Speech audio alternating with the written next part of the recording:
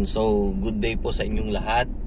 Welcome na naman po sa another episode ng ating vlog, na kung saan ang topic po natin for today ay ang episode 5 na discuss natin, na pumayag si Madam na tubusin ko yung aking property sa halaga na kung magkano yung principal na inutang ko. And then pumayag pa siya na pahulog sa akin ng 5 years, pero tumawad po ako na bayaran ko sila ng within 1 year monthly.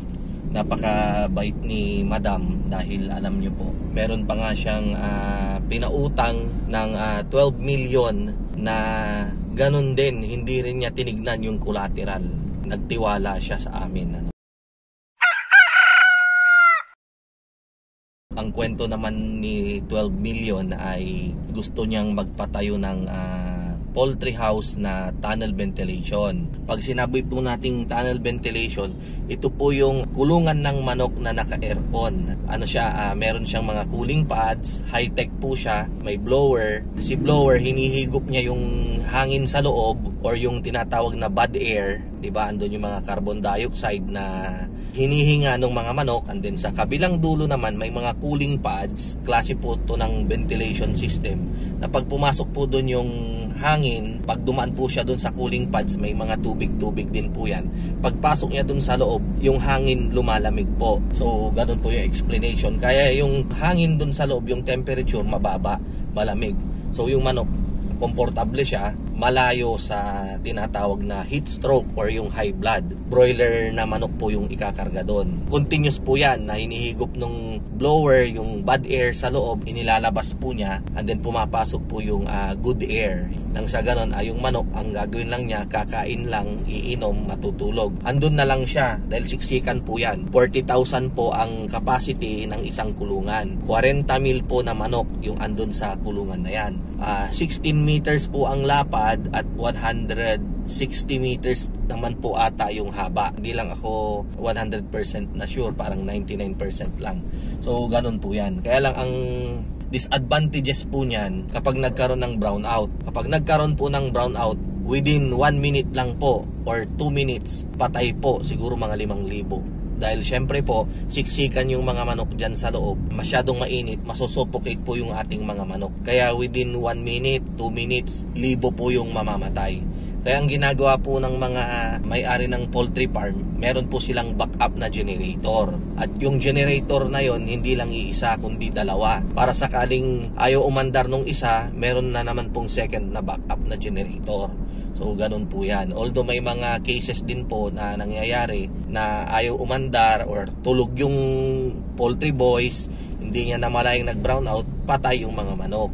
So ganun po yan, risky rin po siya. Ayan. So yung mga iba, ginagawan po nila ng timer or switch, na kapag nawalan ng ilaw, mag-auto switch naman yung generator para malayo po sa disgrasya. Ganon yung nangyari.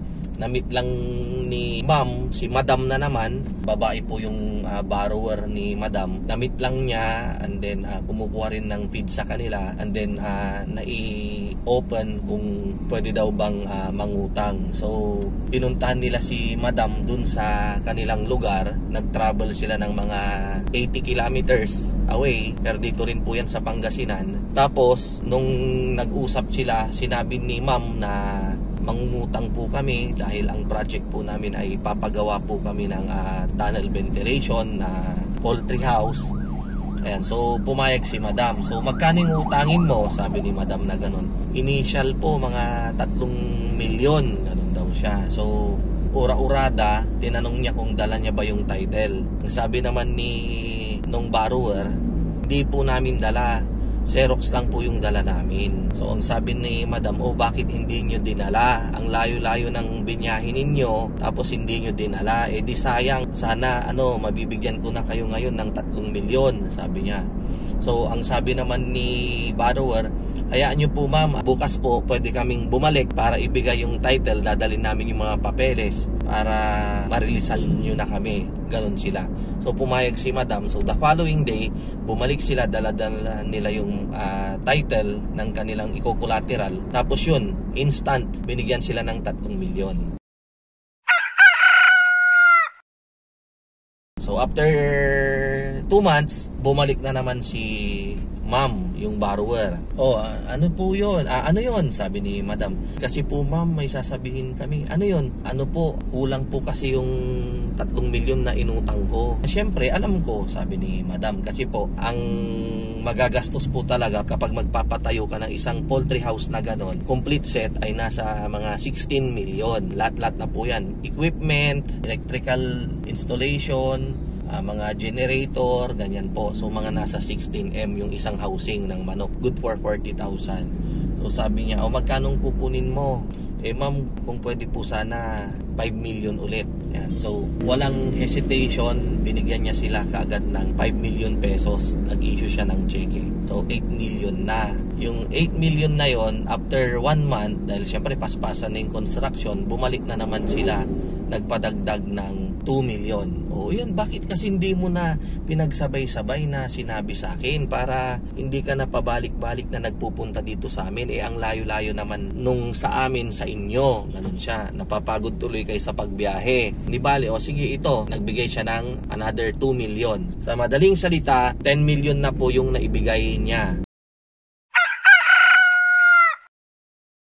Isang araw, in-invite niya si madam, in-invite ni borrower para siya mismo yung mag-cut ng ribbon nung blessing nung poultry house. So nagpunta si madam, siya yung nag-cut ng ribbon, kasama niya yung mga ibang officials ng mga integrator, doon rin yung mga ibang politician. Then after ng program, nagkaroon ng salo-salo, kwentuhan, hanggang sa nung sila-sila na lang, tinanong ni madam kung kailan kakargahan yung poultry. So ang sabi niya, napakaganda, ang ganda-ganda ng poultry mo. So kailan ang karga nito? Hindi daw makaimik si borrower. Kasi si borrower may kulang pa pala. Bakit hindi ka makaimik? Ano pa bang problema dito? Okay naman na, maayos naman na lahat. Ganon daw siya. Ganda-ganda, ganon daw. Yun pala, bigla siyang umimik. Kasi ma'am, hindi po kami makapag-umpisa kung wala po kaming generator. So magkano yung generator? Ano ka ba naman? Hindi mo sabihin. Ganon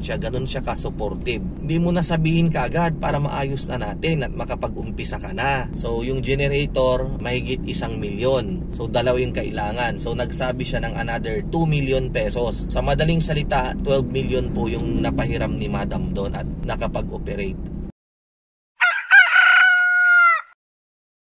Lately nga nung nagkausap kami, nagkakwentuhan, nung tinubos ko yung property ko, nasa sasakyan kami, nasabi ko na ako ay nagblog. Ang content natin ay tungkol sa pag-aalaga ng paitloging manok. And then sabi ko, minsan biniro ko siya na, ma'am, baka pwede ko kayong ma-interview, ma-feature ko kayo dito sa aking channel para makapagbigay ng konting words of wisdom, di ba? Inspiration sa mga viewers ko, kung ganon. Tumatawa siya. Sabi niya, wag na lang. Naintindihan ko naman yung kanyang dahilan. Siguro, isa ring iniisip niya yung kanyang security. And then, pangalawa, siguro dahil gusto rin niyang yung kanyang buhay ay maging private. So, gusto niyang manatili na lang na ganon. Tinanong ko siya, yung buhay niya noon, kung talaga bang mayaman na siya. So, kwenentuhan niya ako na nung nag-uumpisa raw, pinanganak siyang talagang sobrang hirap. Sila ay nangungutang-ngutang lang ng bigas na kanilang iluluto sa kabilang bundok pa. So ganun po yung buhay ni madam. So minsan kapag mangungutang daw siya ng bigas sa kabilang bahay, pero yung bahay po kasi sa bundok malalayo po yun Hindi po yung typical na bahay natin ngayon na ilang steps lang kapitbahay na natin, di ba? Sa bandang bundok po kasi malalayo. Yan. So minsan hindi siya makauwi hanggat hindi siya nakakautang ng bigas kasi wala doon yung uutangan niya. So mag-aantay siya. Ganun yung ma-experience.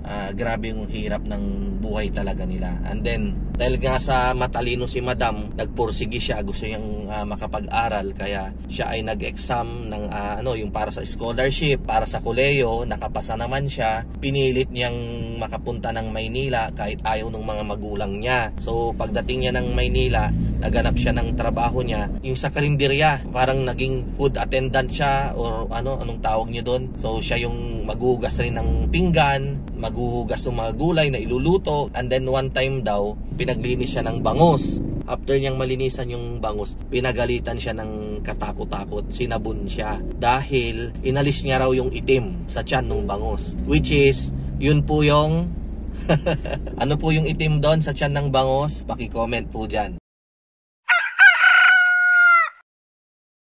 Ayun. So, kaya ang sabi niya sa akin, napaka-significant ng bangus talaga sa akin, sabi niya.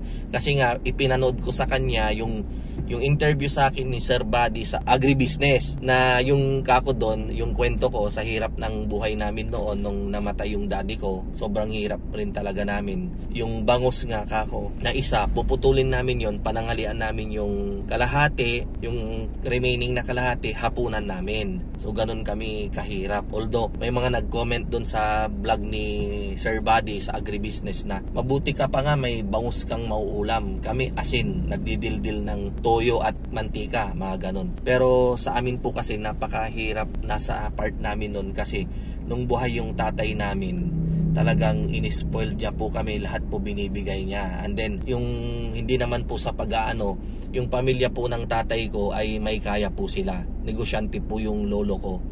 Kaya nga po marami siyang mga property. Lilinawin ko lang po, yung pinagtayuan ko ng restaurant ay hindi po sa akin yon, sa lolo ko po yon. Nung nagawa yung De Venecia Highway, nadaanan ng kalsada yung mga property ng lolo ko. So lalo na ngayon, tumas na po yung value. Kaya nung buhay yung tatay ko, talagang maayos po yung pamumuhay namin. Kaya lang nung bigla siyang namatay, dun na. Kaya nung napanood niya yung bangus, sabi niya sa akin, naalala niya na yun nga, nung pinaglinis siya ng bangus, inalis niya yung itim. Kasi nga, nung time na yun, wala pa raw bangus dito sa Pangasinan. Nag-uumpisa pa lang yung bangus dyan sa parte ng Bulacan sa Laguna. Dito sa Pangasinan, hindi pa nakarating sa amin. Very significant daw yung bangus, hindi niya makakalimutan. At yung bangus na yun, hindi niya rin alam, biglaan, na yun din pala yung kanyang magiging negosyo. Sa susunod na vlog natin, sasabihin ko kung gaano kayaman si Madam at kung ano yung negosyo niya na nakakalula. Pero very humble, grabe, sobrang down to earth, grabe. As in, nakakabilib. Isa siya sa mga idol ko na mga taong very successful sa buhay. Ikukwento ko po yan sa susunod nating video. Sana po nabigyan ko po kayo ng inspiration na mga kwento dito sa ating channel. Kita-kita po ulit tayo sa episode 6 ng ating vlog. Kung may mga katanungan po kayo, i-comment nyo lang po at sasagutin ko po basta kaya ko pong sagutin. Marami pong salamat. Mabuhay po tayong lahat and God bless.